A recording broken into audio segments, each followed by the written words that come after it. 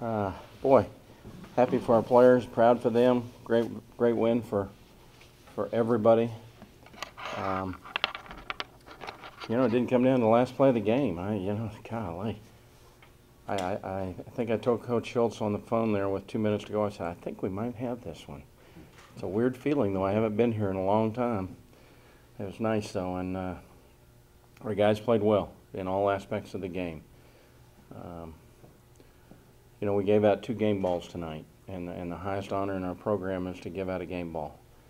And we give them to Coach Thompson and Coach Bedell. It was a special evening for them and special win for them, and we're glad they're on our side.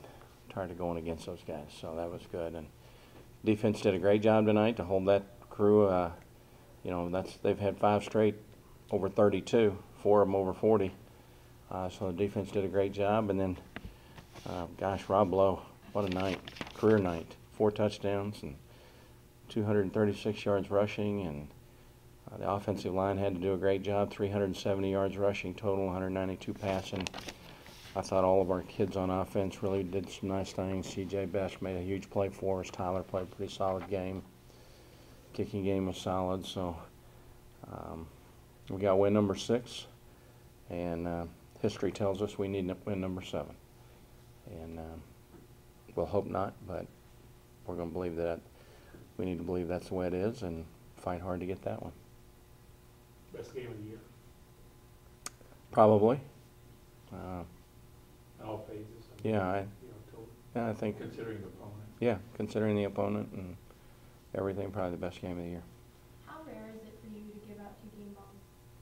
I very seldom give out a game ball. I think I've given out one other one this year. We give them out very, very selectively. So it was a special night for those 2, and I think our players were really happy for those 2 too, that they could give them a victory. In your own words, can you tell me what made them deserving of the game ball? Well, John's done a magnificent job with our defense, and Brad is a super offensive line coach, a rising star in this profession. And I think you have to understand they coached those kids on that other sideline this week, and for the 60 minutes the clock was running, it was business. But when the game was over, I saw both of them have a lot of love and compassion for the guys on the other sideline too. And they gave us maybe a little edge in the game because they knew the personnel so well, and I think they helped all the coaches understand a little bit of what they were going up against. But the biggest thing is, that John Thompson maybe should have been the head coach here last year, or this year. Didn't work out that way. Not being critical of anybody when I say that, but he was interim coach for 2 bowl games for him, and he did a lot of great things for him. But, hey, I'm glad he's with us. Coach, the stretch in the second quarter when you scored the 3 touchdowns really put y'all's mark on the game. I mean, y'all had the stretch play working on offense. You did that even on the pass the best. Y'all faked the stretch and you got that going. I mean, really, was that the turning point in the game right there? In retrospect, I guess we could look back and say that, Steve. The message at halftime was more that this is a proud program we're playing. Mm-hmm. They're going to fight back, and you need to expect it to go down to the last play of the game like it does every week. But to our credit, we didn't let that happen. We neutralized them in the 3rd quarter, held them to field goals, and I thought that was huge. The wind wasn't a huge factor, but we were going into it, and we went 3 and out right off the bat. Defense hung in there, though, and got some stops, held them to field goals. And but, to get up, we were always, I don't want to say the word is comfortable, but we always had at least a touchdown lead after the initial stages of the game, and that helped. I think we took them out of their offensive game plan a little bit. They threw the ball a lot more. They did not try to run the ball as much as I would think they would have. The team has been through a lot this year. When did it finally sink in that bowl eligibility wasn't just a goal but a reality? Oh, I think when we got to the locker room. I don't know if we can call it a reality yet. 6 didn't get us in last year. So we're not going to look at it that way. We're bowl eligible and hoping to be one of the 76 that get one. And I really want these kids to have that, and this university, the alums. But I really want our players to have that. They've been through a lot. This has been an unusual year. This has really been stressful a little bit for the kids to play week in and week out. That's what Mayo told me one week. When he was saying about quit predicting these close games, coach, are stressful, and I think they're fun, but we've been on both sides of them, and that's difficult. But from a group of players who have done everything you've asked them to do, given all they've got, lived and died on the edge every week, gosh, I just hope they get the opportunity to go represent Texas State in their first bowl game. Coach, given the fact that you had so many close games, I mean, was it seem like tonight's performance was finally just an explosion of frustration over that stuff, and finally put an opponent away? And you've been talking about marquee games, and this was a marquee game for y'all, and y'all finally got it. Yeah, this is a marquee win. This team has won the conference the last 3 years, and you have to give them credit. They went to Lafayette. It was a 45 game. I mean, played them great, and it's a big win for this program. It's a big win for these kids. I mean, I think we need to call it what it is, and we want to move in to the upper part of this league, and these guys have been that. They're 24-6 now in their last 30 Sun Belt games. 3 co-championships and 3 years of bowl games. So that's where we're trying to get to. And so tonight was a huge win and probably a good landmark victory for us. And the way we were able to do it was huge. I don't know if we relieved frustration, Steve. It was, you kind of, as a coach anyway, until it gets down to about 2 minutes to go, you kind of think it's still going to come down to the last play. That's what you've gotten used to, and you don't take anything for granted. You keep coaching and everything, but it was certainly a great win for our players. Do you have any kind of a sense that they're going to break through sooner or later with maybe the most complete game of the year in all phases? I figured we were either going to break through or break up, one of the two. No, I did not think this. I shouldn't say that, because I don't think there's any way that would happen to this team. They're too tight. This team's, this is my 4th team here, actually my 6th team here, but 4th this tenure, and this team has a little it factor about it that's pretty special. It's hard to get. It's easy to lose. When you got it, you got it. And just that fight, determination. What is it? Fight, grit, don't flinch, never support each other. The offense is encouraging the defense, and vice versa. When one's struggling, the other one's trying to pick the other one up. They made a commitment. They hurt when they lose together, and they celebrate when they win, and they keep things. I listened to David up here, how well grounded he is, and I think this team is well grounded. And when he said we don't get too high or too low, that was a good explanation of these guys.